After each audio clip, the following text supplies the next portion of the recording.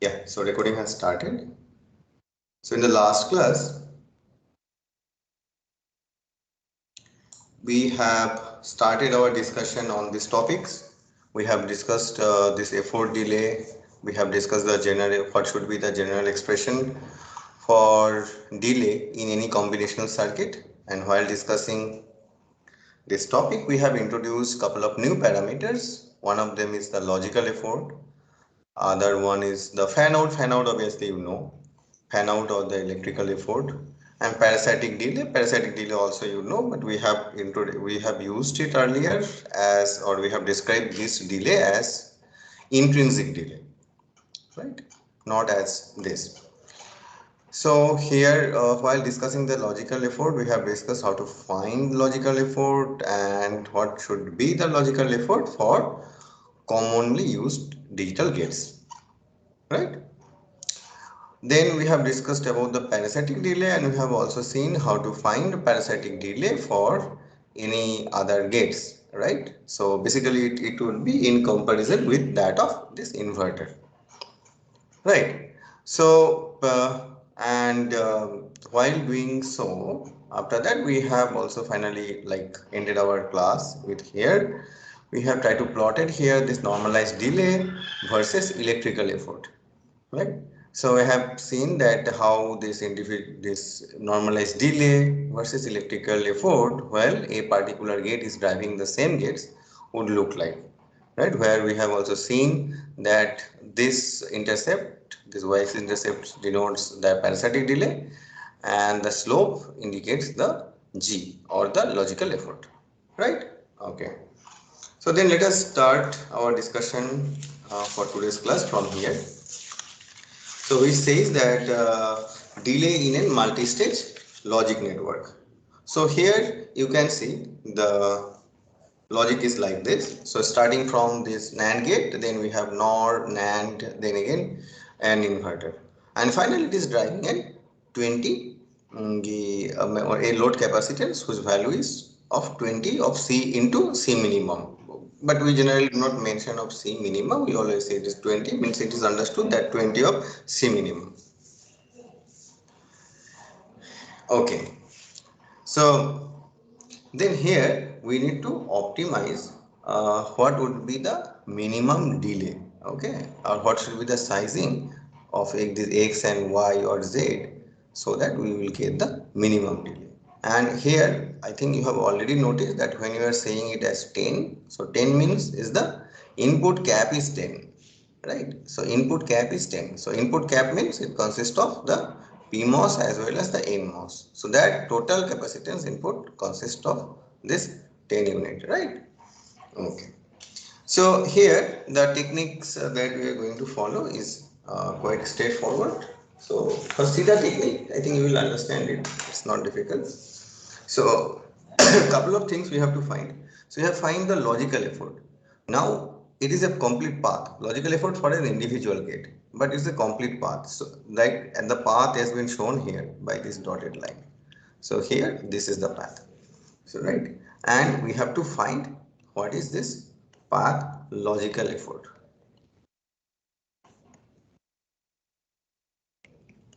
Right. So path logical effort, we denote it as capital G, and this would be the multiplication of all the G's of through means whatever is present in this path. Right.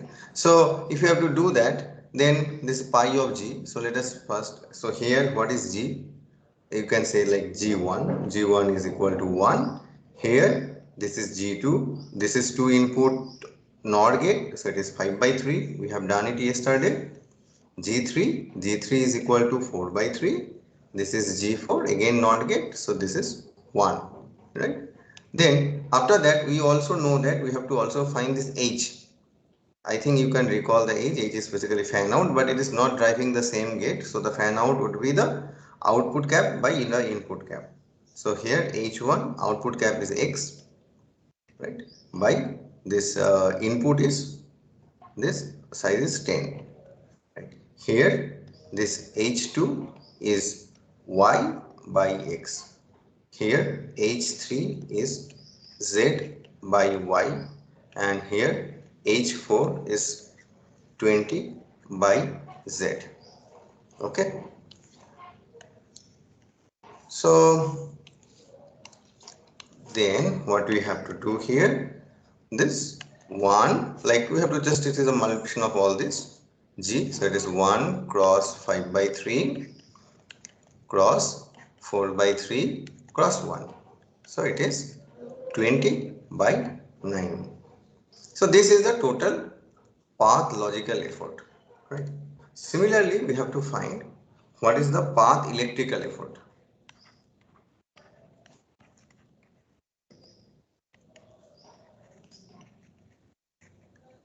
Path electrical effort, and that is denoted as capital H.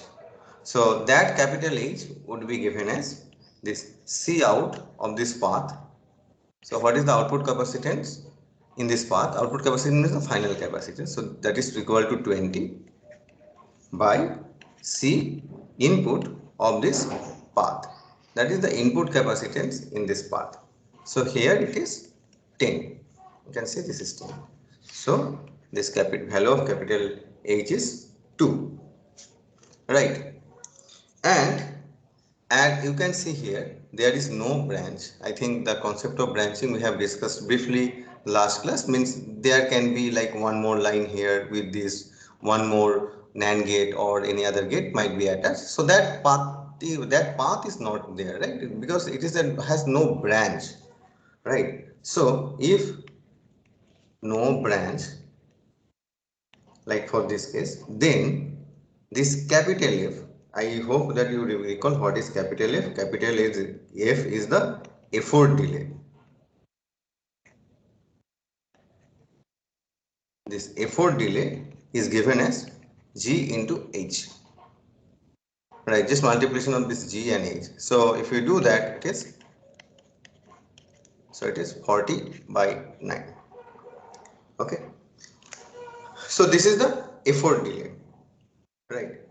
So, but you know that for a path, what will be the total delay? Total delay should include parasitic delay plus the effort delay, right? So probably we can write it like this: total delay would be the parasitic delay, like we have to add all the parasitic delay for all these gates, plus we need to add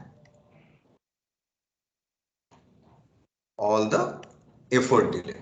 This is the path effort delay, right? This is the path effort delay, but this is the like individual level gate delays, isn't it? Okay. Now, if you recall, when we have done to estimate what would be the minimum delay for the chain of inverters, then we have seen the minimum delay would possible when the each states bear the same effort, right? You recall, right? Means if it is a chain of inverter, and it has to drive a cap of, suppose say like CL, then, and suppose this is 1, then maybe you are multiplying it with F, right? Then this size become F, then next you have to multiply with again F, then this size become F square. Right, we have seen that, right? Then only the minimum delay will occur. Basically, what you have to do, you have to take a partial differentiate, like for each individual step, and make it equal to 0. Like similarly, what we have done here. The same thing is also applied here. If you do that, it will come that the minimum delay will occur, or the delay would be minimum when each stage bears same effort. So maybe for your reference, I will write that as well. So path delay is minimum when each stage bears same effort. Okay. So now we have seen this would be the criteria for minimum delay. That path delay would be minimum when each stage bears the same effort. and say that same effort is F. Okay, say that same effort is F. Okay, so and it has how many stages? Say n number of stages, right? Then we can write this F dot dot dot this n times. If there are n number of stages, I think we are writing small n, so we will write it as small only. This n times, right? So that would be equal to the total F, right? This is for the total path, like this is the path effort delay, right? So this should be equal to capital F. So that means this is F to the power n is equal to F, or F is equal to nth root of F, right? So if you want to find it like for this particular case, then what would be the value of this F? F would be equal to nth root. N is basically 4, I think here 4. How many stages? 1, 1, 2, 3, 4. N is equal to 4 here, right? So fourth stage, so it is 4 root of what? Total F is 40 by 9, right? So if you calculate it, probably it will get, you will get it 1.45.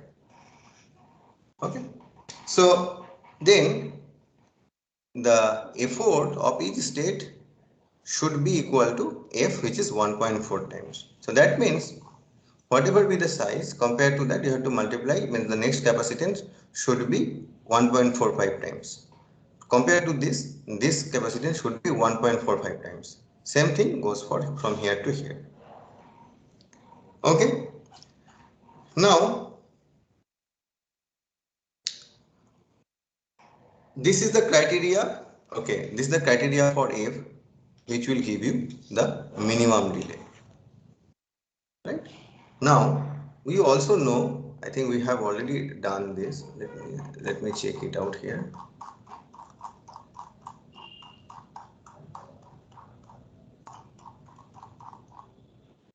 Yes. So here we can see in general we have written here this D, the total delay, is equal to the parasitic delay plus this effort delay, right?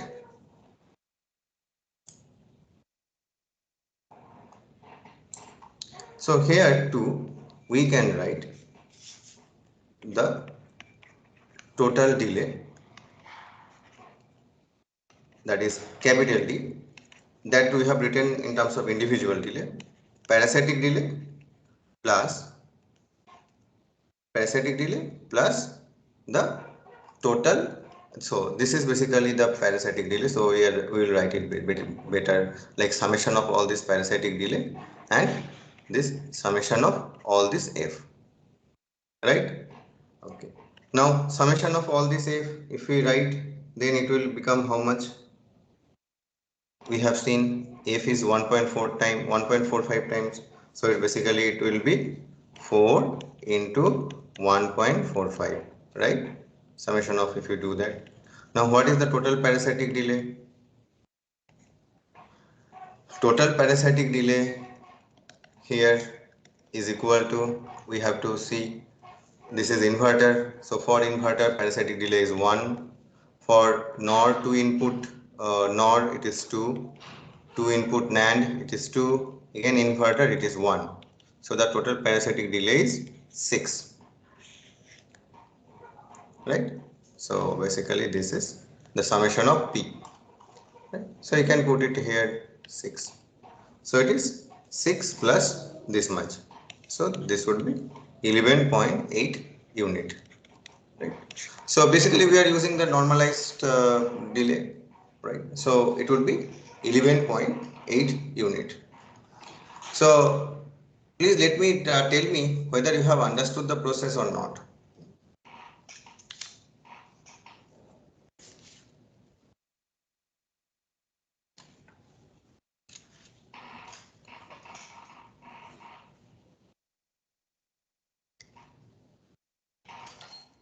Have you understood the process?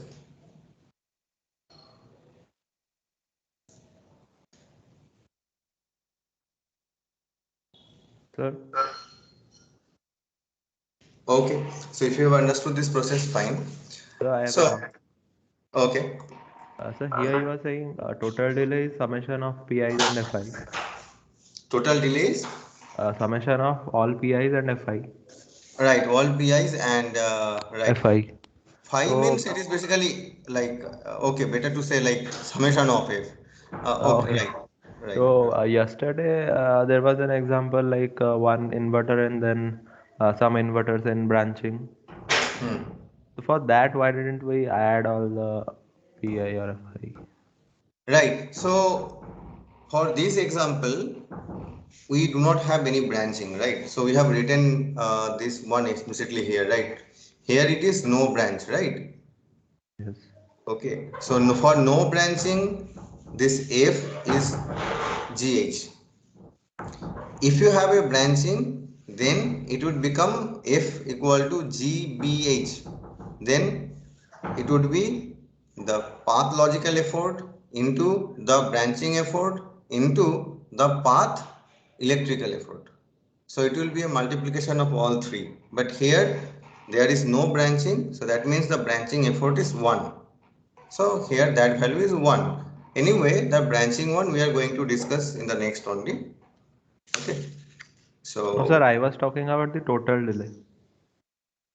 total delay. But yesterday, which one? I think the last one I was saying here. Give just I have taken one example. Like I have shown it something like this. That Yeah, yeah, yeah, yes. if you have something like this, then what will be the delay, right? Hmm. So here we have to introduce the branching effort as well. Okay, so that would be that included in the total delay because see, because this gate has to drive this gate as well as this gate, right? So the delay would be affected. So for in this path only, this transistor, I mean, this gate is there and this gate has to drive this, right? So obviously this path delay would be affected because of this branching. If there is no branching, then only this path has to be considered. Then it would not be affected by this path, right? If it is not there. Is this clear to you now? Yes, sir, yes. Okay.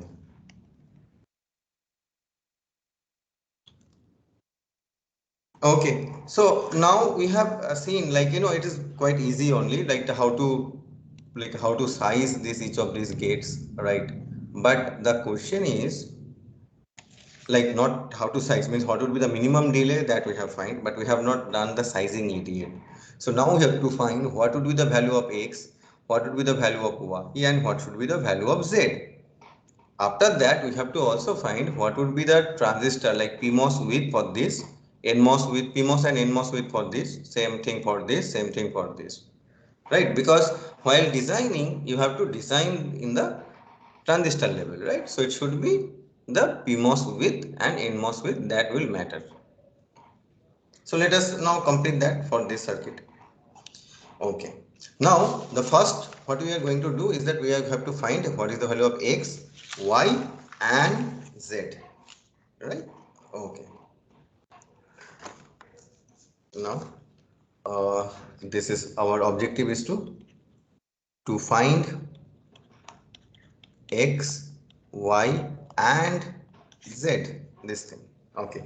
So to find this thing, just one thing I think you have already noticed, but just I want to write it again here. See this H. What is H? H is basically equal to in general. Yesterday we have seen it is C out by C in. Fine, right? What is F? F is equal to GH, right? Effort equal to this, right? Fan out into this logical effort. Okay, right. From here, we can write C in equal to C out by H, right? Now we can just substitute the value of H from this. So basically it is H is equal to F by G. So G will come above, H will go here, right? So basically it says that C in would be equal to C out into G by H. Now why I am doing it? Sir, Because we need, Yes, Sir, it would be G by F, right? We are replacing H. right, right, yes. So G by F, right? So why we are doing it or representing it like this? Because see here, we know what is C out. C out means what is the final capacitance here? That is basically the C out. We'll start from here. Okay, C out.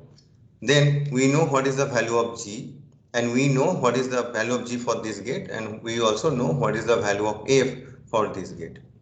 Right? So here you see we know C out, we know G, we know F for the last gate, right? And if we know all these things, we can find the value of C in. And what is C in? C in is nothing but that sizing this jet, right? That's what I told you. Here this 10 means the total capacitance of total capacitance offered by this inverter, right? So here we will start from this Z. So that Z would be equal to C out. So if you see this here, C out is equal to 20, right? 20 into G is 1 by F. F is 1.45 for all stages. We have already seen 1.45. So 20 cross 1 by 1.45. So that would give you 13.79. So the value of Z should be 13.79. In the same way, you can find Y. Now Y we have started from here because we know this. Right. Now we know this, we know G and F this. So we can find what is the input cap of this. Right. Now this gate is driving this. This NAND gate is driving this inverter. So for this NAND gate, this C out would be the input capacitance of this inverter, right? But now we know what is the input capacitance of this inverter. So that is basically the C out for this NAND gate, right? Okay. So here this Y would be C out. C out is this one 13.79 into G. So for NAND gate, G is to input NAND gate 4 by 3 by F. F is same 1.45 for all of them. So it would give you 12.68. Now we know why. Y means what is the input cap seen by this, right? Okay. So what is the input? Okay. Remember when I am saying the input cap means for only one input. Okay, it's not the total capacitance because it has like two gates, right? So if one if because this is driving only one of the input, right? So if you have suppose shorted this one, then the scenario would be different. I hope you are able to follow me what I am trying to say.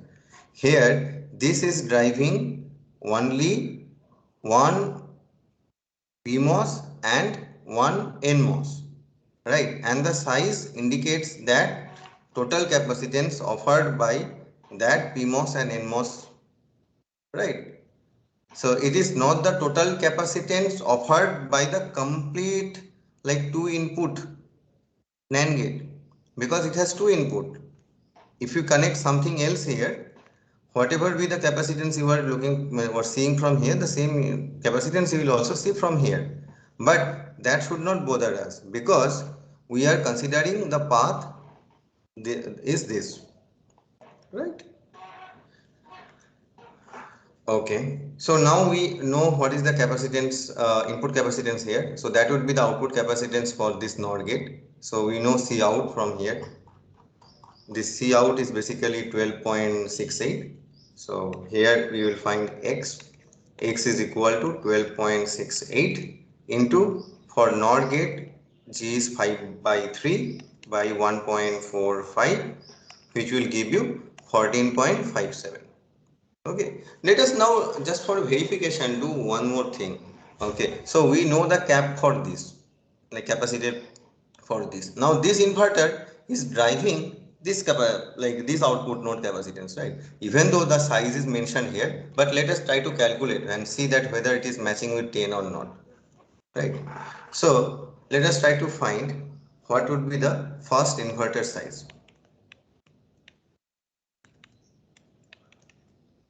or size of first inverter, better, size of first inverter. So that would be equal to, this is the output capacitance the first inverter is driving. Its what is this G value? G value is 1, that is logical effort is 1 by its the F value. F value is 1.45. So you can clearly see from here what you will get is 10. So that is already, the size has already been given here, na 10. So you can see that. So you have just checked it in a reverse way, and we have found that this size is 10. Right. Any question?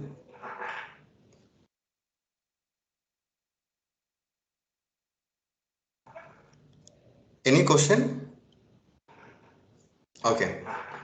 Now, so these are about like the gate level sizing, XYZ sizing to find, right?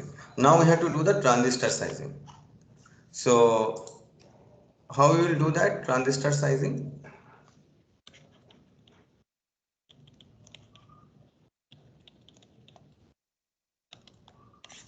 Now, this is a transistor sizing, right? So again we'll maybe now we can start from any place. Just a minute. We can start from any place. We can start from this or from this. Let us start from the this last inverter only. Okay. So transistor sizing for the inverter. So for this inverter, it is given P by N ratio, means width ratio, right? This is equal to 2:1, right? And this is basically the size of the inverter. Size means basically the total input capacitance, right? For a single input. So it is 13.79, right? Among which 2 goes for PMOS, 1 goes for NMOS. So from here, so for stage 4. So for stage 4, which is basically an inverter, stage 4 inverter, PMOS with would be equal to 13.79 into 2/3. So anyway, you can calculate it, right? For NMOS width, it would be 13.79 into 1/3. Same goes for stage 3. I think it was NAND gate, right? PMOS width would be equal to, so the size is 12.68. Now for NAND gate, that is the 2 input NAND gate, here PMOS by NMOS ratio generally this is what? Okay, what would be the ratio of PMOS and NMOS in terms of width?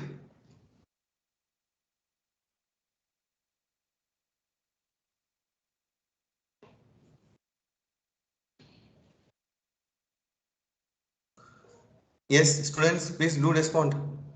1:1. 1:2. Okay, see, like, but what is the actual width? Is it 1? 2:2. Both 2, right? 2:2. Yeah, we can always write 2:2 as 1, but okay, it is like 2:2, right? So from here, it would be then, you can clearly see, like it would be basically 2 by 4, and NMOS width would be equal to basically half of it, right? 12.68 into half, right? Okay, now here for stage 2, this is 2 NOR gate. So for NOR gate, what is the ratio of PMOS and NMOS? I think we have done it already. So it is 4:1, right? So PMOS width would be equal to, this is the size 14.57 into 4 by 5 NMOS width would be equal to 14.57 1 by 5. So you can see it is pretty straightforward, right? How can you like if you want to do that, right? Similarly, if you want to do for the first inverter, it is 10, and for inverter it is like 2:1. So you can find the width for the PMOS and NMOS for the first inverter as well, right? So now please tell me which part is not clear to you.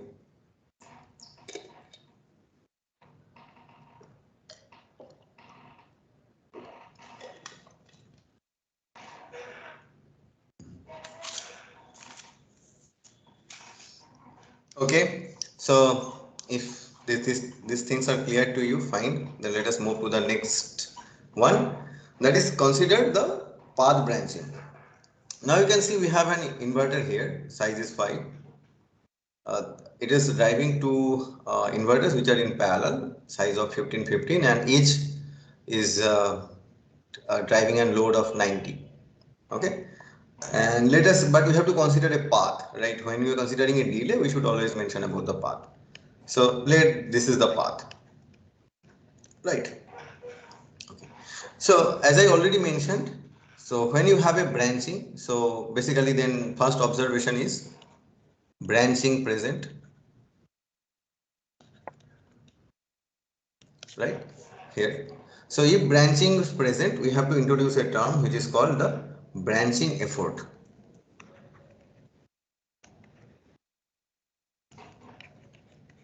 Branching effort, right? B. So branching effort is denoted like this.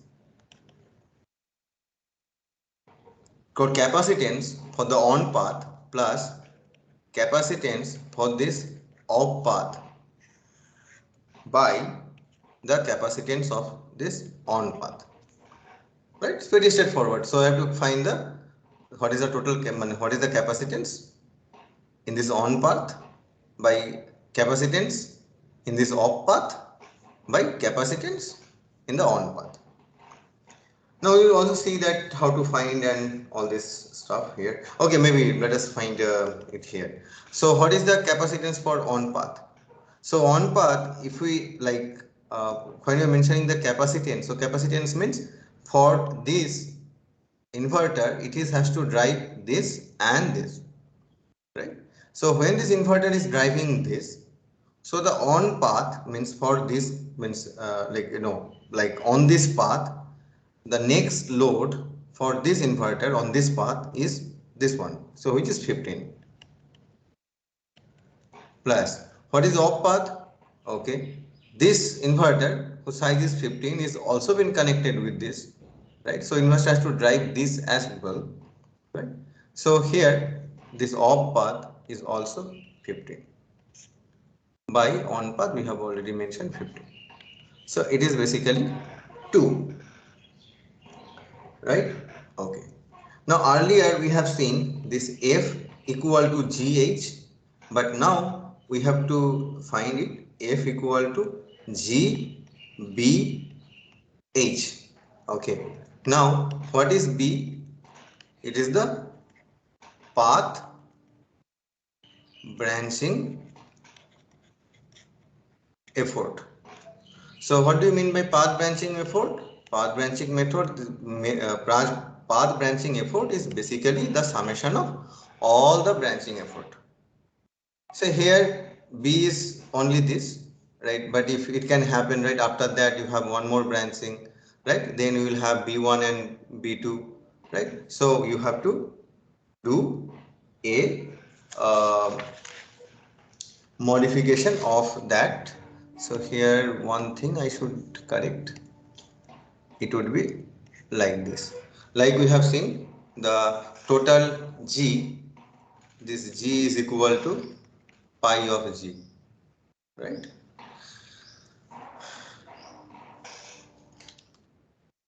So this is a simple example, right, which shows what we have to do if there is a path branching which is present in the path. Now in the following example we will have almost everything. We will have more than one path branching, okay, and we need to find couple of things from here. See, here in this example, please notice this is the NAND gate. This NAND gate is this is two input NAND gate. This two input NAND gate is driving three input NAND gate. So you can see here these NAND gates are three input. Okay. And it is given the sizes are same like XXX. Okay. Now this particular NAND gate, three input NAND gate is driving two NOR gate, two input NOR gate, right? And two input NOR gate, their also size is also same, move I and Y, and each of them are driving like a load capacitance of 45 unit. Okay, and it is mentioned the path is here, means we are interested in this to find the delay in this path or along this path, right?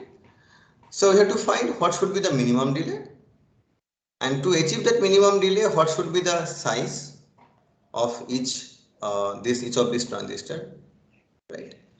And what should be the size of this PMOS and NMOS for each transistor, right? So this is compared to our earlier example, this, right, compared to our earlier example, this is bit like more like we have more branching and all these things been here. So we'll try to solve this. Okay, so again we will follow the process that we have learned just now, that is what is G. So I am not writing again, G is the path logical effort and all these things, right? So G is equal to, but in exam you should write, okay, please note that in exam it is expected that you will write G is the path branching, like path branching effort, you should write all these things, okay, but to here save some time I am not writing all these things because I have already written everything in the first example. So it is basically pi of this G. So if you do that, so it will be for this one. Okay. So let me also write here. This G is 4 by 3. Here G1. This G2 is 5 by 3. Right? This is 3 input NAND. This is 2 input NOR. So here also it will be 5 by 3. Right? Shouldn't T2 also be 4 by 3? Which one? Nothing, sir. Sorry. Okay. 4 by 3, 5 by 3, 5 by 3, right? Okay, so it is 2500 by 27, right? So then path electrical effort, right? Along this path, what is this effort? So it is basically C out in this path by C in the along this path. So C out is 45 by C in is 8. Fine. Now we have to write it here, path branching effort. So it is capital B. So it is, again recall, it is the pi of all this B, right? So what is the B or branching effort at this node? Can anyone tell what is the branching effort at this node? And after that, what is the branching effort at this node? 3 and 2. Okay, yeah. What is for the first one here? What will be the value of B here?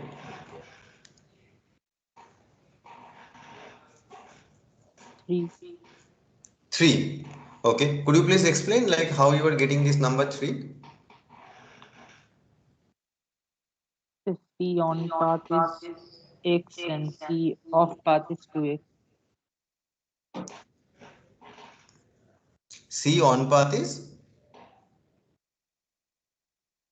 X and C off path is 2X basically. okay. So it is basically then X plus 2X by X. That's what you are saying. Yes. Right. Okay. Fine. And what is this B here? Branching effort here? 2. 2. Right. I hope all of you have understood. If not, please let me know. Okay, so you have understood this one. So here the branching effort is 3, here 2. So it is basically pi of this B. So it is 3, 2, so it is 6. Okay. So after that it would be the path effort, that is capital F, is equal to GBH. So it is 100 by 27, 6, 6 and H is 45 by 8. Yeah, can you please solve this thing and tell me what is the final things you are getting?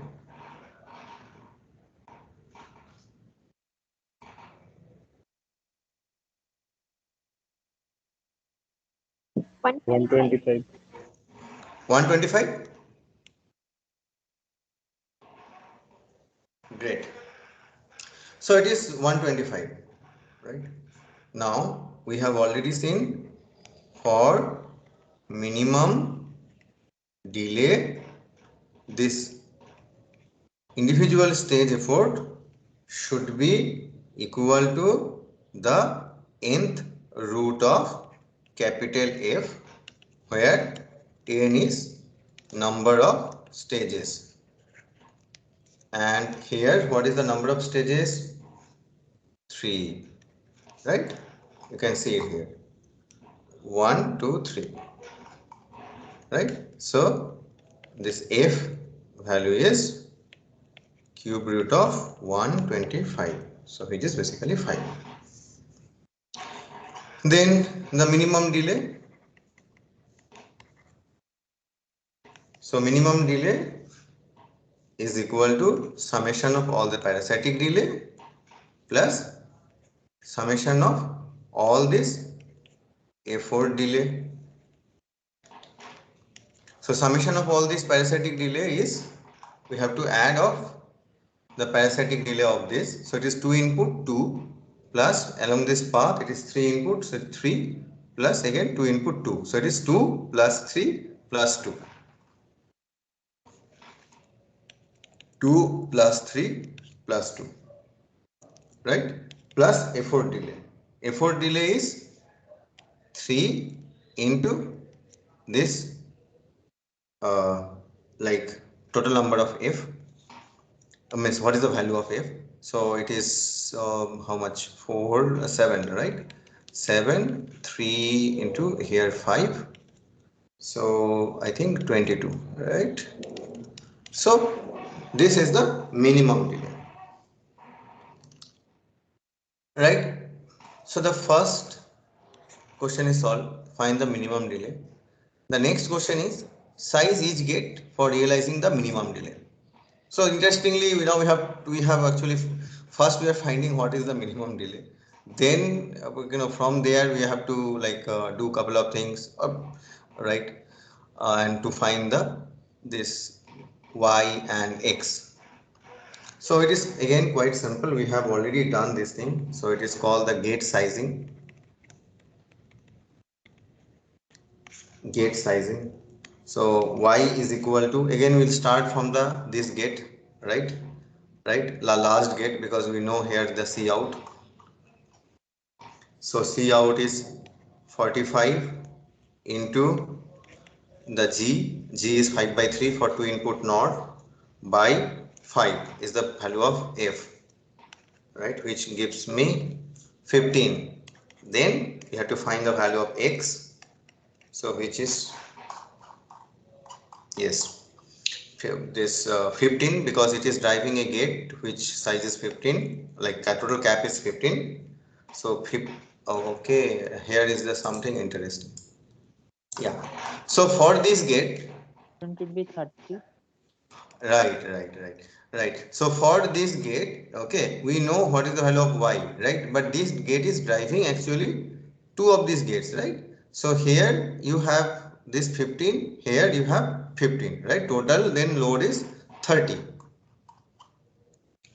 So total is 15 plus 15 into, it is 3 input NAND, so its G value or logical effort is 5 by 3 by the value of F. F is 5. So if you do that, that would give you 10. Right. Now after that, it would be type of again straightforward. Now, no, this is also done. Now find the PMOS and NMOS of each transistor. So can you not find? Now what is, now you know what is the value of Y. Okay, you have to write what is the PMOS ratio for 2 input NOR gate, and from there you have to find. So let us do only one, but we will not do for all these things. Okay, this is homework.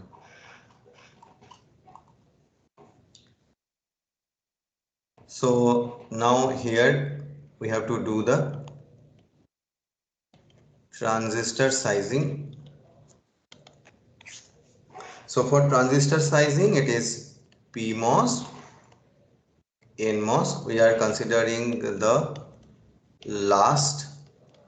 This is 3 NOR, right? 3 NOR gate. So for 3 input NOR gate, what is this PMOS and NMOS ratio?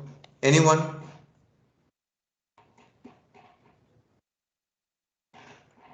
Sir, it was Anyone? 2 Please tell input me. NOR, right? Huh? Subhayan, what? Isn't it was 2 input NOR gate, right? The last Oh, last one is 2 input, na? Oh, huh. Yes, yes. Last one is 2 input NOR gate, right? So it is 2 input NOR gate. Yeah, for 2 input NOR gate, what is the ratio? 4:1. We have already discussed it, right? 4 is to 1. Right. Then what will be the PMOS width? PMOS width will be the, what is the size? 15, 15, 4 by 5, right?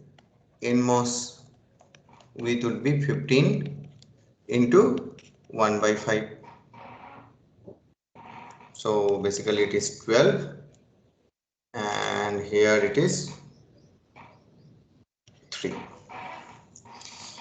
Right. So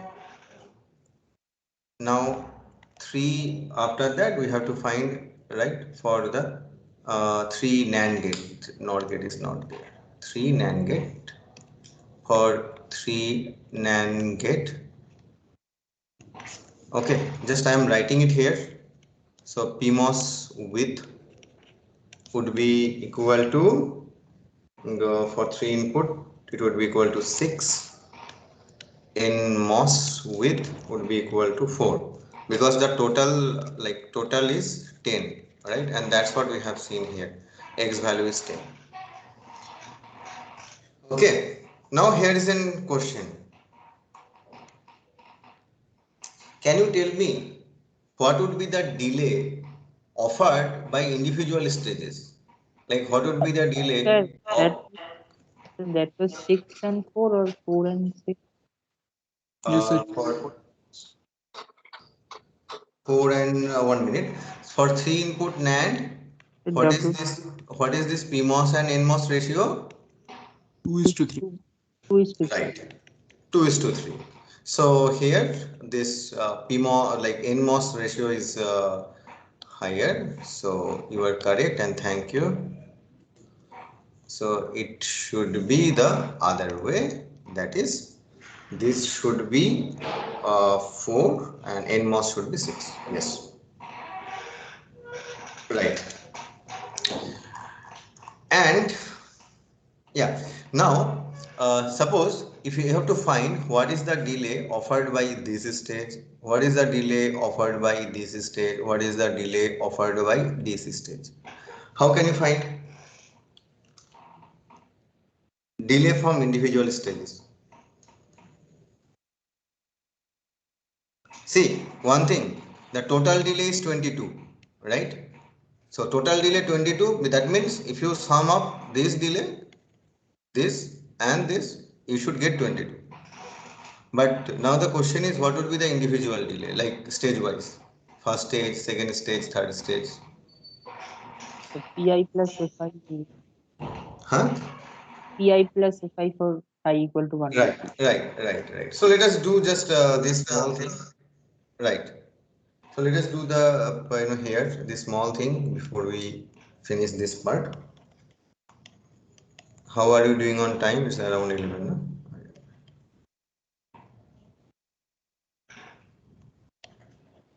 Individual delays, right? So now we have to find the delay for this. Let us start from here. The first one, stage 1, stage 2, stage 3, individual delay. Okay. So first two input NAND gate. So here two input NAND gate. So for two input NAND gate, it is D equal to P1 plus G1 H1, right? So its P value is 2, parasitic delay is 2, G is 4 by 3, and H just we want to find it like what like from the basic like whatever we have learned, right? What is H? H is the total capacitance, which is 10 plus 10 plus 10 by the input capacitance 8. So please note, remember this value what we have written, H is equal to 10 plus 10 plus 10 by 8, and I will go up and see this. See, for this input capacitance is 8, output capacitance is this x plus x plus x value is equal to 10, right? So that is why we have written 10 plus 10 plus 10 by 8, right? So this is the total delay. So if you now calculate it, it would come 7. Now here for the next stage, that is 3 input, this is also NAND gate, 3 input NAND. So we will write it as D2 equal to P2 G2 H2. So here 3 input, parasitic delay is 3, G value is 5 by 3. Again, this basically it is C out, like, right, C out by C in. So two, it is driving basically 2 gates, right? Each gate, like this one is driving 2 gates, each gate is having size of 15. So it is 15 by 15, right? By its the value of input is this is like I think 10, right? This is 10, right? So if you calculate it, this would come to 8.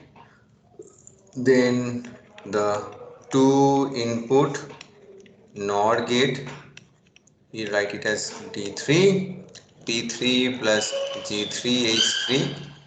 So this is equal to 2 plus 5 by 3.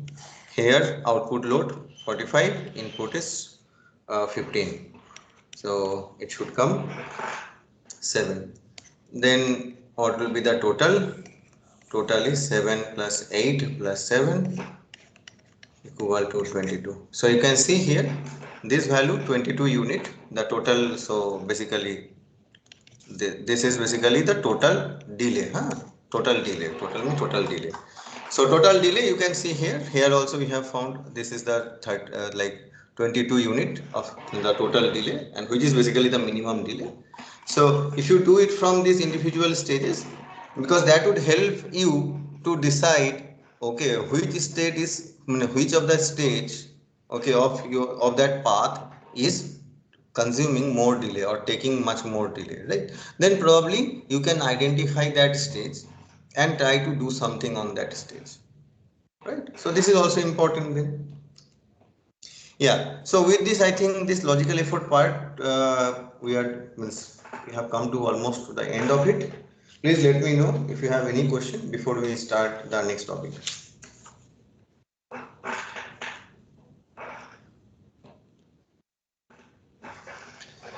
But do practice couple of things from here, right? For example, see here, we have here only one single type of gates, X.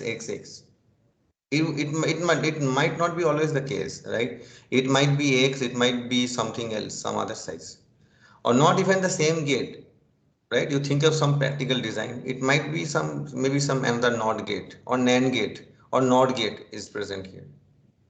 Okay, so in that case, how you will find it?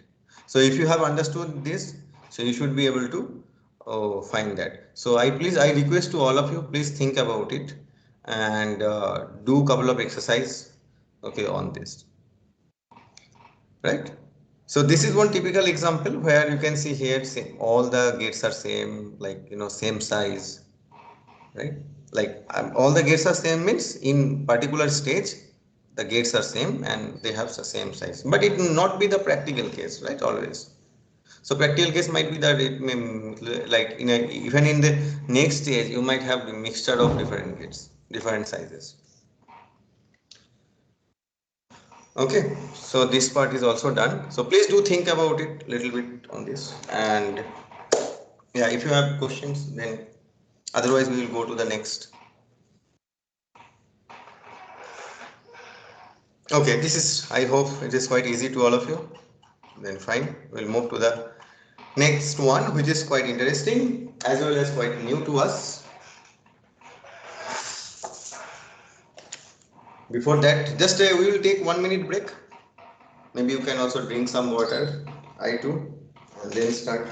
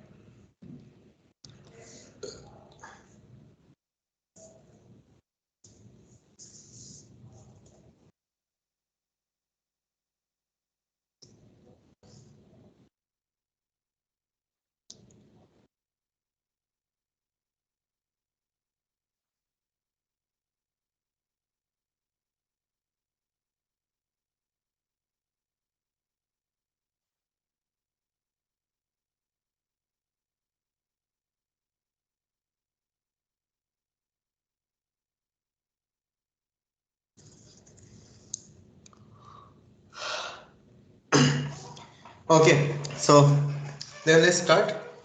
Okay, are you with me? Anuj, Aniket, unfortunately for many of you, I did not get any response.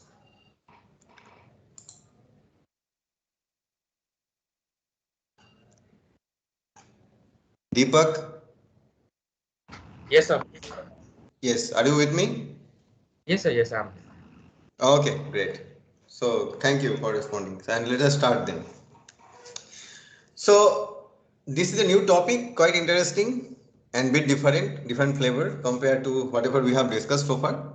So far we are discussing about the static CMOS design. Remember that. Static CMOS design, right? So far we have discussed about the static CMOS design. So here one inverter looks something like this. One PMOS, one NMOS, input, VDD, ground, output. That's all. Right? This is inverter. You can make some other gates as well, implement some other Boolean function using CMOS logic that we have already learned. But this dynamic CMOS logic is a bit different.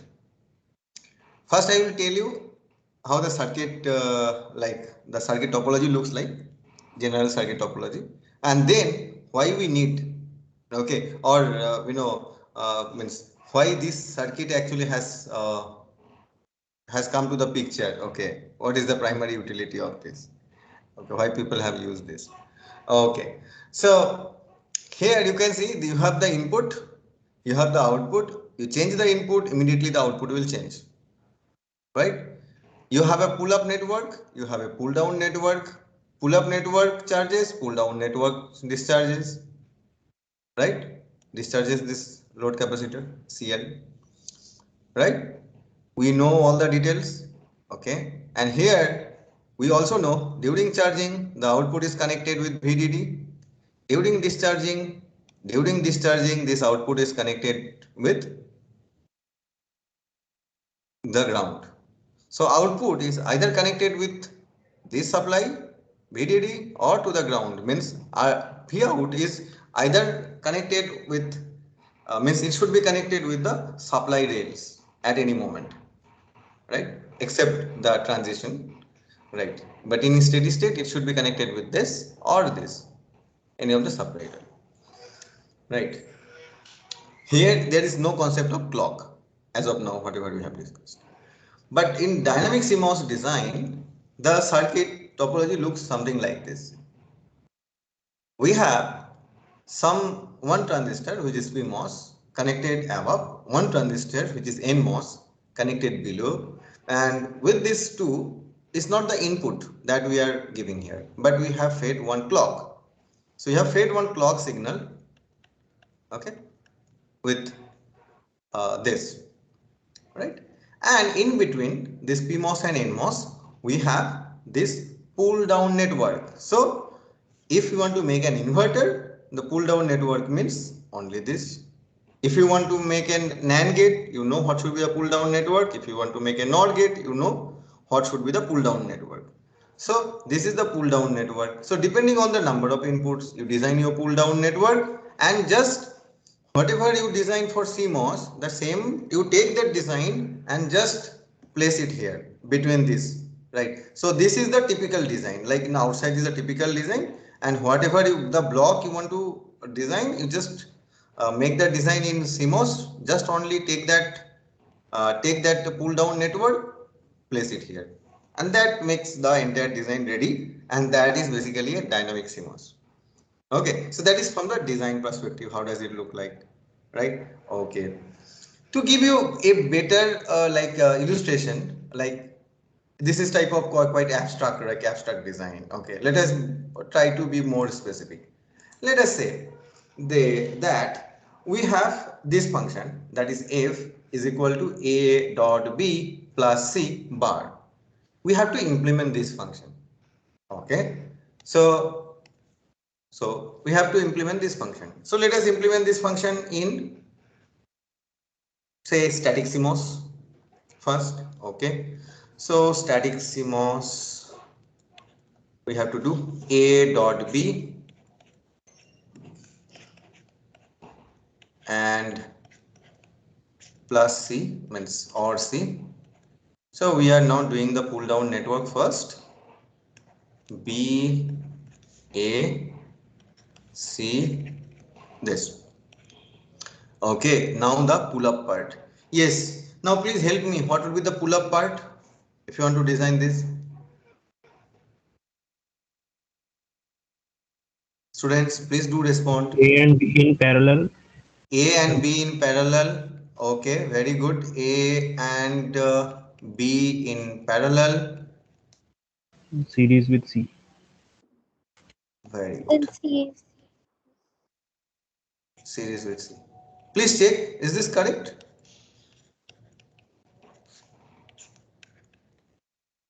Is this correct? Yes, sir. Okay, great. So this is basically the static design, right? Static design, right? But we have seen, if you know the static design, how to implement this dynamic part. So dynamic part is basically we have to take this pull down network, right? Place it in between. Okay, maybe I will just draw it in a bit different way.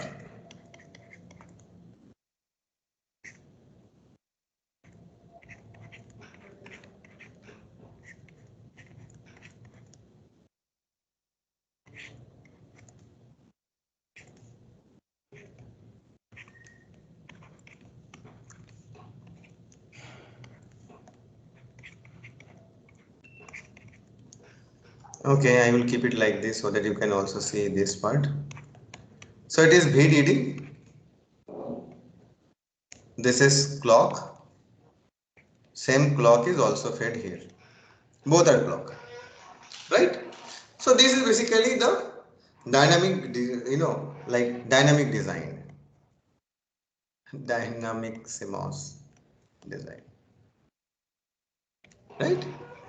This is the dynamic CMOS design part. Okay, now the thing is that what are the difference you can observe, or why you should try to even think for, or okay, first tell me, are you seeing any advantage compared to this design, static design, and this dynamic design? Number of Which transistors is law? less. Number of transistors, very good, Shubha. So obviously the number of transistor is less compared to compared to the static design. For example, here in static design, number of transistor, here how much? 336, right? So if you have two inputs, it's basically the 2n, right? N is the inputs, right? In general. So in general is basically 2n, where n is the number of number of inputs, right? Whereas if you see here, number of transistors, how much? 3 5, N plus 2. right? In general it is n plus 2, n equal to number of transistors. So everything has started from this from this point of view only, that if you have to design some Boolean function with minimum number of gates, then how do you design, right? We have discussed couple of other things. For example, can you recall that pseudo NMOS design? For pseudo NMOS design, it is even less. It is n plus 1. Can you recall pseudo NMOS design? Yes, sir. Yeah, pseudo NMOS design, basically you have the pull down network part and you don't have this bottom transistor, you have only one here, like this only one MOSFET here, right? So it is basically n plus 1, right? But there was a very big disadvantage in pseudo NMOS design, that was static power dissipation. However, in dynamic CMOS, that static power dissipation is not there. Yeah, ideally not there, but due to leakage, subthreshold conduction, there should be always. Even that we have seen for CMOS also, static CMOS also, we have seen that, right? But ideally, there should not be any static power dissipation like we have seen for that pseudo NMOS design. But it gives us the advantage that we can reduce the number of transistors. So that was one of the driving factor. Reduce the number of transistors. That was one of the factor, like why the design has shifted. Like people have tried to do something innovative in this field. Okay, then when we will discuss, we will also find a couple of other interesting things. Okay, and I think those things we will we'll discuss as we move forward. Huh? Okay. Now let us. Okay. Suppose I want to design an inverter, okay, in a dynamic CMOS design. How that inverter would look like? Pretty simple, same logic. We have this clock, we have this input, inverter has only one input, then we have an NMOS, this is clock, ground, VDD, and we have to take the output from here. Okay, so this is output. This output may be driving another gate. So basically it is this C output or C load, whatever you say, that load capacitance is connected with this V out.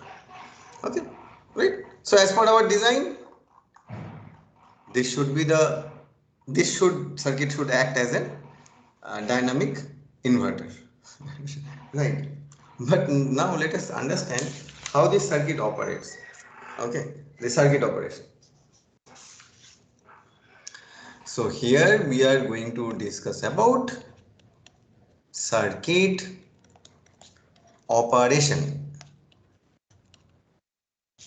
Okay, so I request you to please read this operation in great detail from that Rabbis book, chapter number 6, because I cannot write all the small things here. I will write the major part of it or the main part of it, the point wise, but I request you to please go through it once from the Rabbis book. It is very clearly written in that book. Okay. Okay, so in circuit operation, you can see we have introduced two transistors, right? Above and below this pull down network. We call these transistors as MP, okay, and ME. And in dynamic CMOS logic design, there are two phases, okay, of the operation. The first phase is called pre-charge.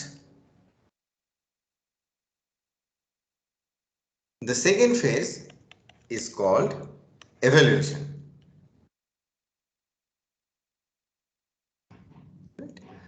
So for pre-charge, this transistor MP helps. For evaluation, this transistor ME helps. Okay. Now let us try to discuss it in a little bit more detail. So pre-charge. So pre-charge means when clock equal to 0. So when clock equal to 0, that means you have given here 0, you have given here 0. Right? That makes this transistor on, that makes this transistor off. And you have a direct path from this to this output node.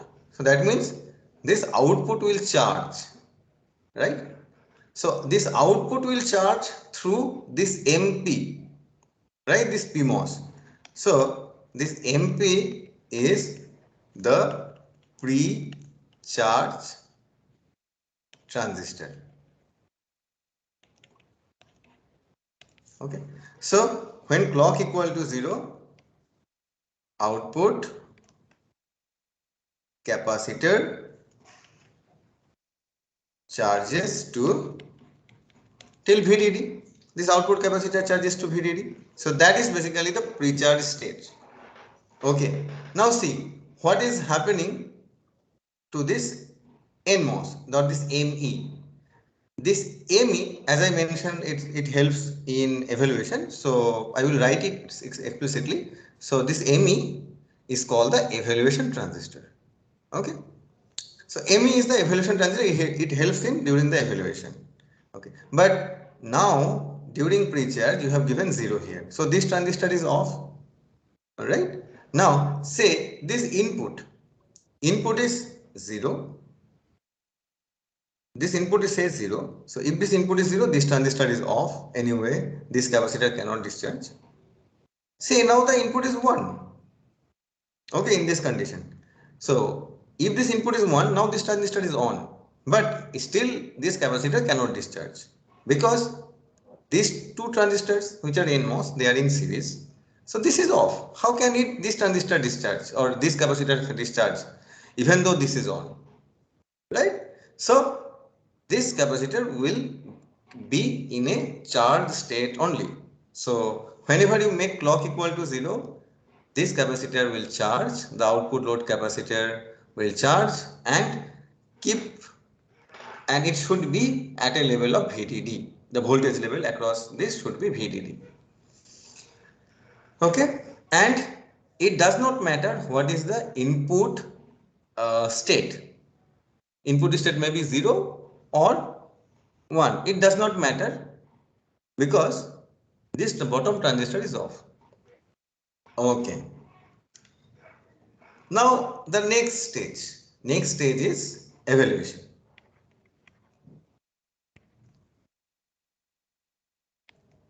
So in evaluation we make I think I should use different color, otherwise.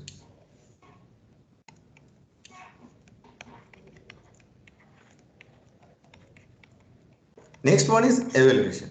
So in evaluation, we make clock equal to 1 and this ME. So when you make clock equal to 1, see what is happening when you make clock equal to 1. This clock equal to 1. So that means this transistor is now off. This transistor is on. So that means the capacitor which was initially charged to VDD during pre-charge condition, that can discharge, and that will only discharge through in it, and if this capacitor has to discharge, then both this transistor and this transistor has to be on simultaneously. This is on, right? But if this is on, this is off, right? Means here suppose the input is 0, then it cannot discharge. And say this is on, so this is also on, this transistor is on, this transistor is on, now it can discharge. So this ME is the evaluation transistor. Fine. Okay, so during this evaluation, depending on the input of the pull down network, right? Here the pull down network is only transistor. This C out discharges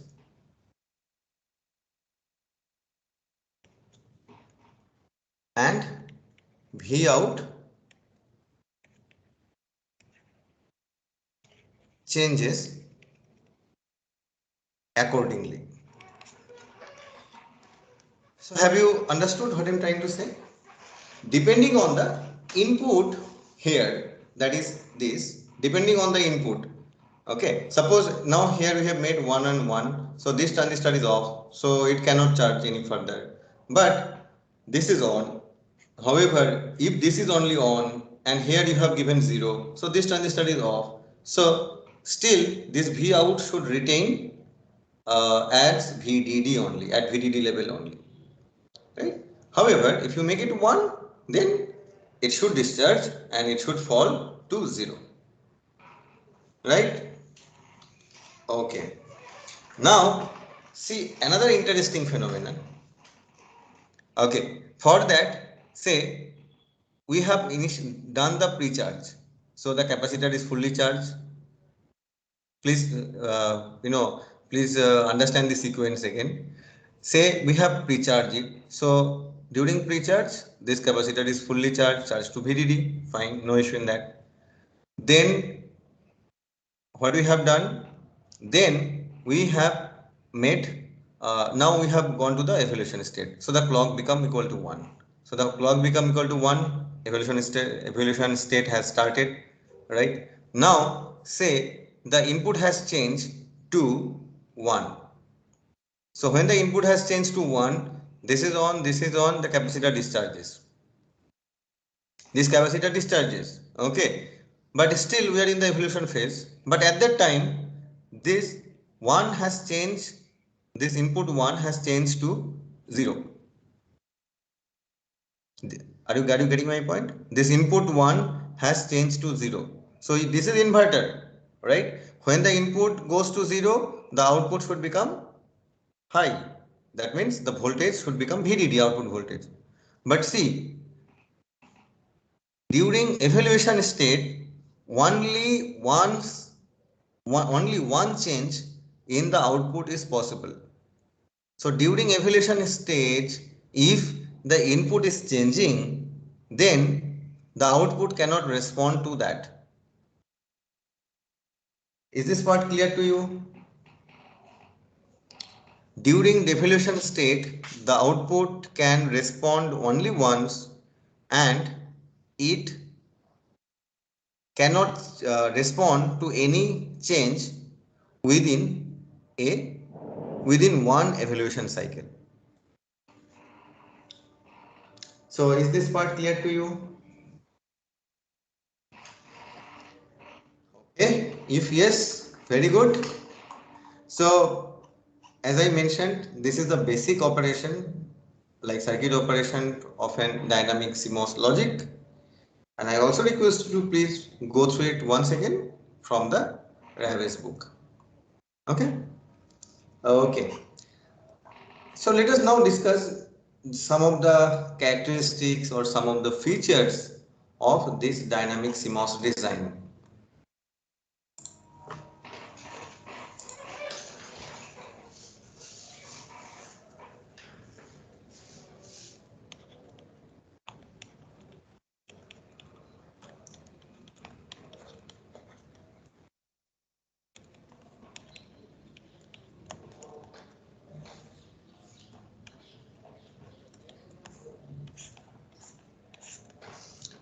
The first one we have already discussed, that is the number of transistors.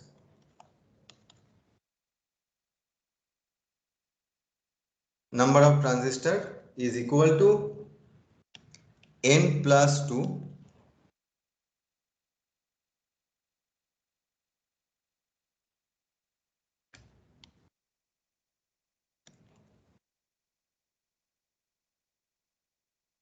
instead of 2n for static CMOS.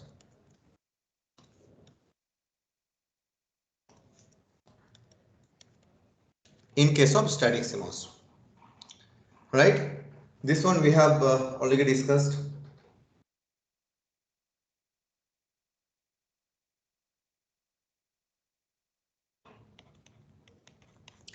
The second one, okay. Please tell me, this dynamic logic is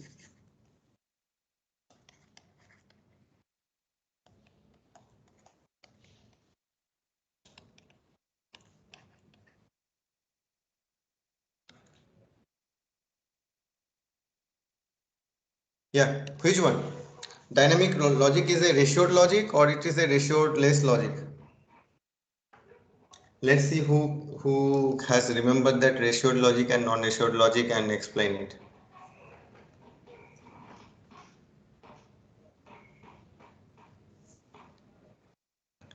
What? Dynamic logic is a ratioed logic or non-ratioed logic? Which one?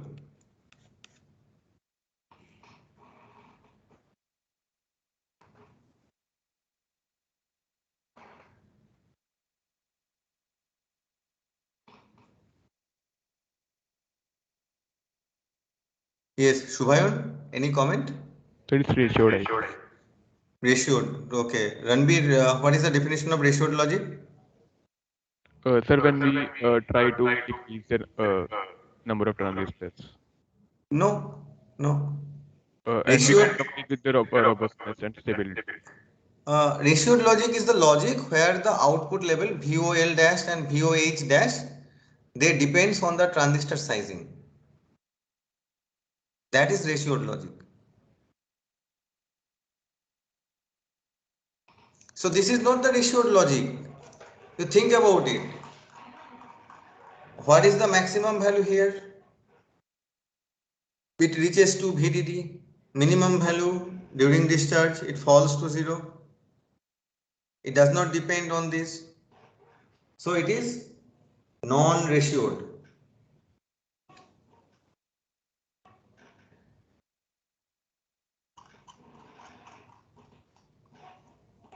So this is ratioless.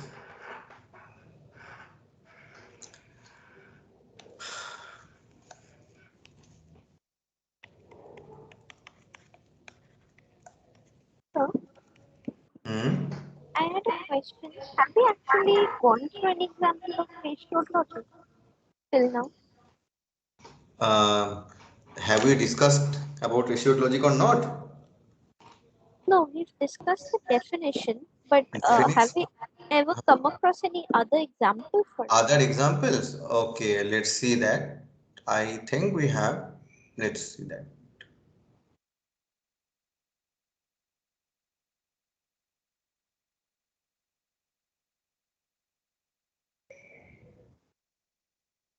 Yeah, so here we have discussed about the ratioed logic and ratioless logic. So ratioed logic is the logic labels. Logic labels are determined by the relative dimensions of the composing transistor. Here ratioless logic is the logic labels are not dependent on the opposite, right? Okay, so here are the examples. For example, this ratioless logic is the static CMOS that we have already done. Here these labels does not depend on what is the transistor sizing, only this VTC just changes horizontally. However, if you consider this pseudo NMOS design, this one, the here, right, depending on the sizing of this PMOS as well as this NMOS, right, your this position, right, VOL dash, this position changes, Okay. Thank you, sir. right, right. So we have discussed, right, yes.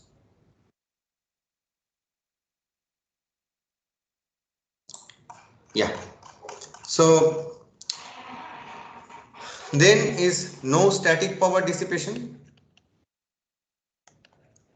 In fact, you know, all our earlier discussions, Alicia, all our earlier discussion on the basic inverters, not the static CMOS. You know, prior to the static CMOS, we have done inverter with resistive load, right? Inverter like inverter with enhancement load. Even if you see any design, okay, they are either VOH or VOL dash that will be dependent on the transistor sizing. So they are all actually ratioed logic.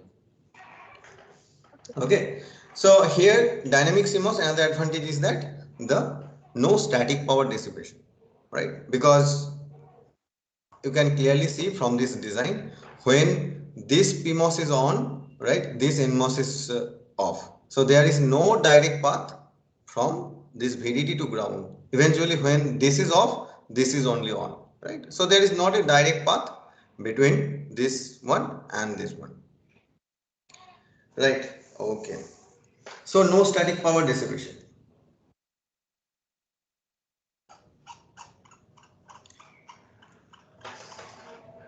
Okay. Now maybe one more thing I will here, but before that I will ask you one thing. For static CMOS, two input NOR. What is the logical effort? In static CMOS, we have just today also we have discussed. What is the static, what is the logical effort for static CMOS two input NOR gate?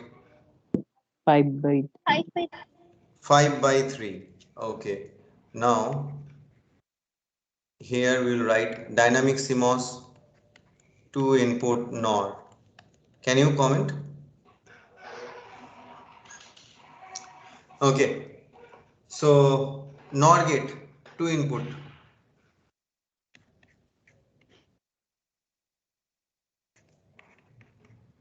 clock. So here this is NOR gate, right? So the PMOS NMOS should be in parallel or series?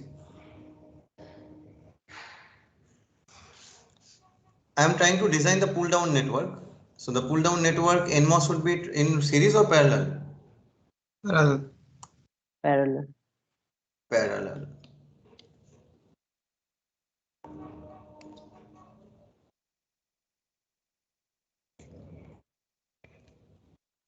Oh, we have only two input, no? Not three input. Okay.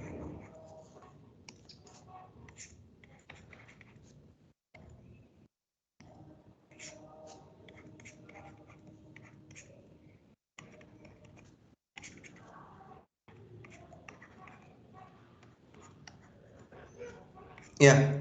Now, can you make a comment? This is basically the dynamic, two input NOR gate in dynamic CMOS design.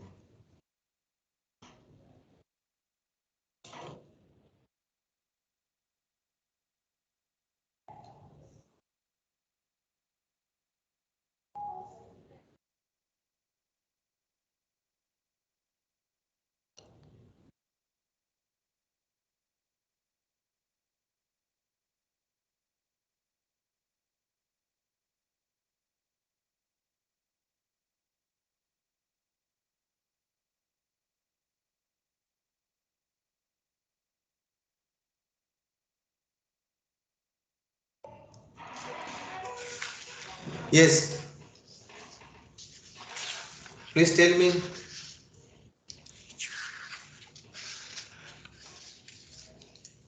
Okay, how do you define logical effort? Sir, is it 2 by 3? 2 by It's 1 by 3. 1 by 3. 1 by 3. So here input is only Input is only a. True. A, and for NOR, this transistor sizes should be 1 and 1. This size would be 1 and 1. Okay. So that's why it's 1 by 3. Okay. So let's just then go back previously here.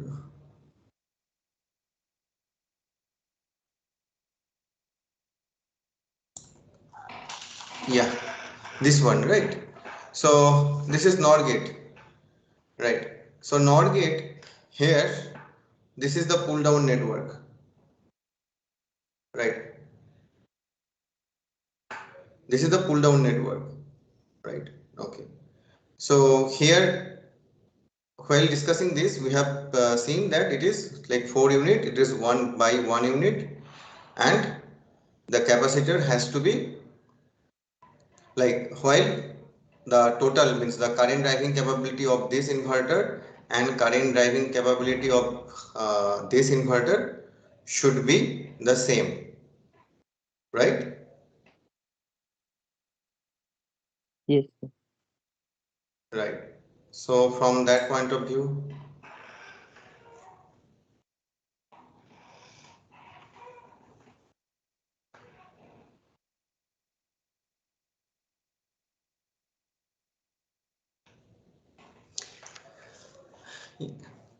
should it be 1 by 3 or 2 by 3?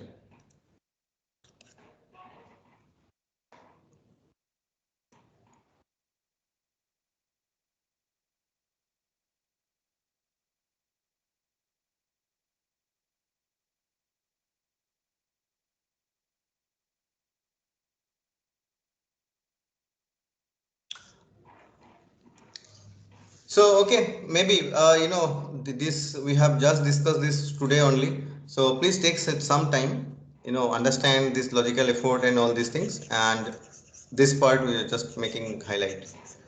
Okay, so what should be the logical effort for this NOR gate? But if it is 1 by 3 or 2 by 3 or whatever, but it looks like it is not going to be 5 by 3, right? So definitely the logical effort is lower than the static CMOS design, right? Right, for dynamic CMOS it is lower. So what do you mean by logical effort? Logical effort lower means it has a faster switching speed, right? So eventually what we can write it as faster switching,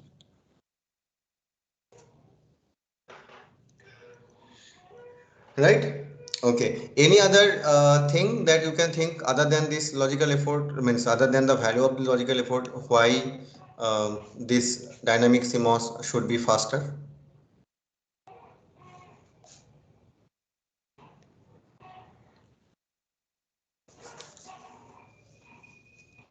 Why dynamic CMOS should be faster? Other than this logical effort. See, it is not difficult. See, okay, let us take that example of this inverter only. Okay. If you are considering an static inverter, so it is something like this, and suppose this inverter has to drive, okay, this is suppose the input A, it has to drive another inverter,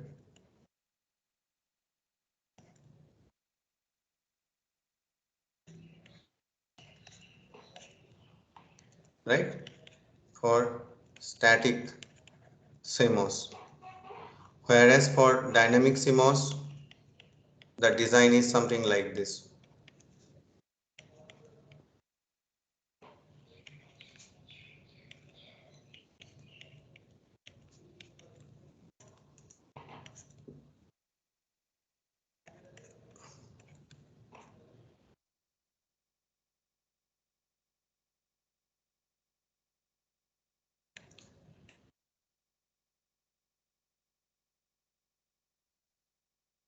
Yes. So have you noticed something between this static and dynamic? Any difference? You are not able to see any difference here?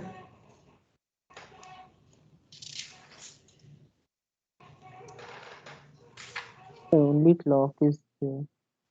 Only clock is there, but that is true. But see, here this output, It is driving right, only one. the output is driving both PMOS and NMOS. Right. Here is where this output is driving only the NMOS. Driving NMOS only. Right? It is not PMOS and NMOS both that it is driving. It is driving only this NMOS. So like that, this is for inverter, right? Because for any other gate also you think about it, the output has to drive both the PMOS and NMOS. Right, so it is the capacitance of both PMOS and NMOS. But however, for any gate implemented in dynamic CMOS logic, the gate, one gate has to drive only the next stage N gates. So that way also you can understand it is expected to be the faster, like why it should be faster switching. Like what why the switching would be faster. So number one reason is this, that the logical effort is lower, and the second reason is that it is driving only this NMOS, right? Okay, so if you have understood this part, fine. Then let me ask you one more thing.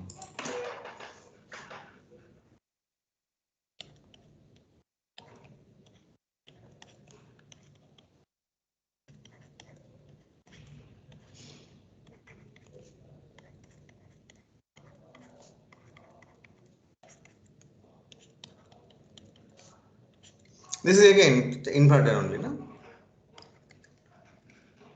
Okay. Um, then tell me, or okay, just comment on the switching threshold.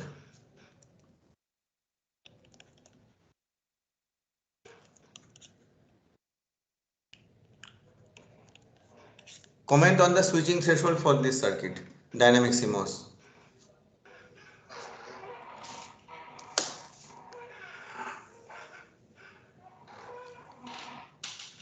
Anyone?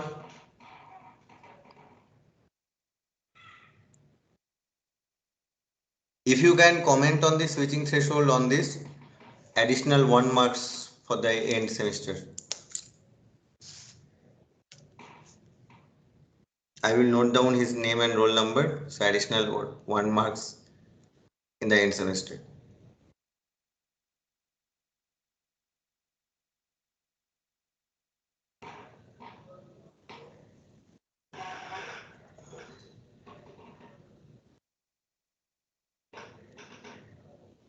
Okay, okay, that offer is no longer valid. Okay, now another question. Again, what is the switching threshold? Or what do you mean by switching threshold?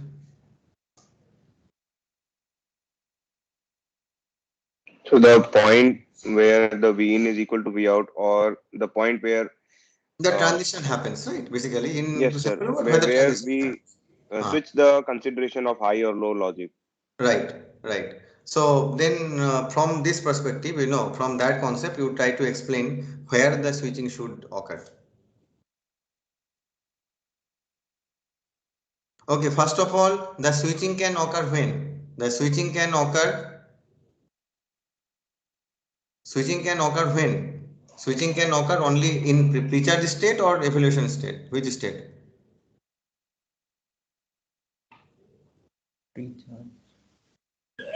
Evaluation state. Only in Evaluation. evolution, right? Pre-charge means always whatever be the value previously does not matter. Pre-charge means you give the pre-charge signal, always the output will be charged to VDD only, right?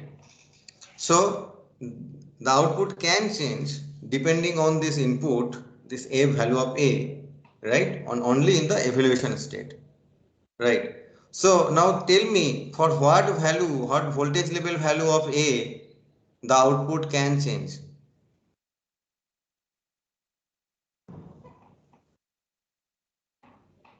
One. 1. 1 means 1 volt. No, sir, 5. Logic high. Logic high. So logic high means suppose VDD is 5 volt. Then I have to give 5 volt.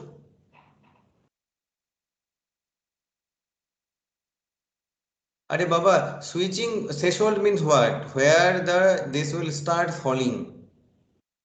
Right, when this will start falling, right? Precharge means it is always been charged, na? CL is always been charged during precharge state.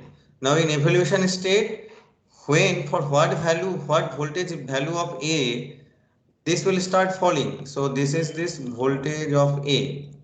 This is V output. At what voltage? VTH. VTH. T? VTH. THN. VTH, very good, Subhayan. Right, VTH. See, this transistor during evolution state, this is like it is 1, so this is cross. This is 1, so this is on. So this transistor is all is already on, right? So just you have to turn on this transistor. So just turn on it little bit. This will discharge through it. Right, so the transition will occur as soon as you go make this this voltage level of this input A near to this VTN, right? So switching threshold is near to that of this VTHN. Okay, so if then I draw this V out versus V in, say this VDD is equal to 2.5 volt and VTHN is equal to 0.5 volt. So this 1.5, 1.5 to 2.5. Okay, so it is 0.5, 1, 1.5 to 2.5, and here also this say 1, 2 means 1 volt, 1.5 to 2.5. Okay, and say the voltage level is here, right? So around this 0.5 it will start falling, right? It will start falling, right? So from this, can you comment on the noise margin?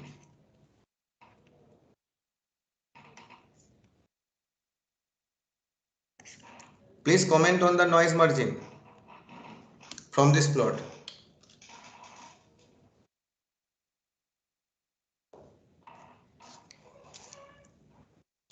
Hey, I am not getting any response. It is not good actually. Can you comment? Can you not comment on noise margin high, noise margin Noise low? margin high increases. Noise margin? High increases. Noise margin high increases, right? Noise margin high is significantly higher compared to that of noise margin low. Isn't it? Because you can see this, right? So it is only this much. Right here you have this much space. Right. So, but in our actual design, we have always tried to make the noise margin high and noise margin low as means equal, like almost equal. Right. But here that issue will definitely means that issue will definitely be there, right?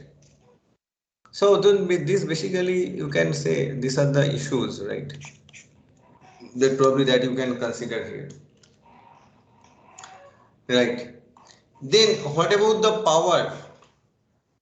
Power consumption, if you are considering only for this A and this, that is one thing. But the other thing is that, okay, say you want to make this gate drive faster. So that means you have to make this transistor size bigger, right? So that it can charge faster. But when you make this transistor larger, then its input capacitance will also become higher. Then the clock will also take some power, right? Then to drive this or make this gate turn on, right, this clock have to use or spend significant amount of power to turn this clock on, right?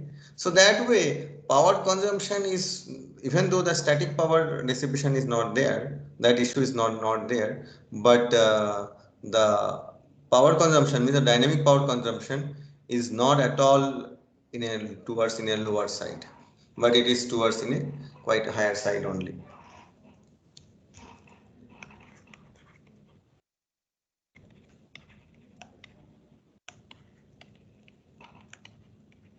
Dynamic power dissipation issue.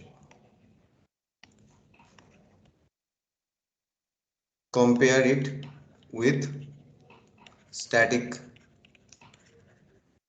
CMOS design.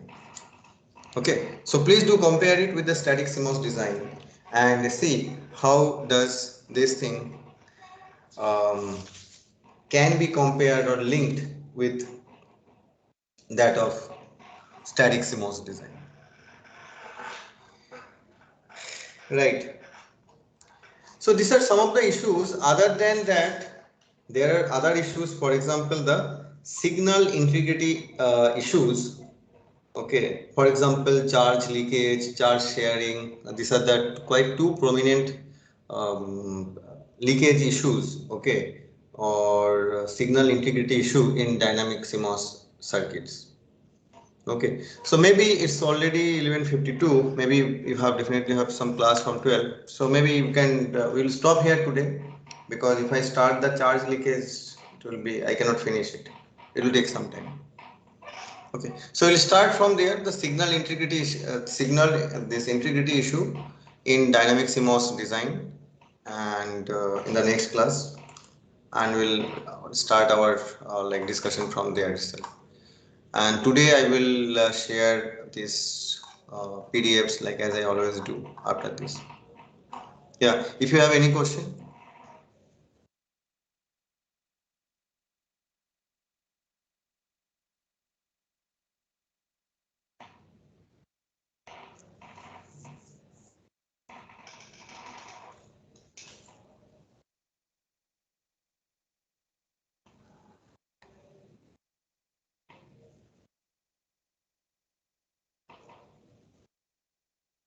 No question. Okay, then let us stop here today. So we'll start from this part, that signal integrity issue, in the next class. Okay then, thank you.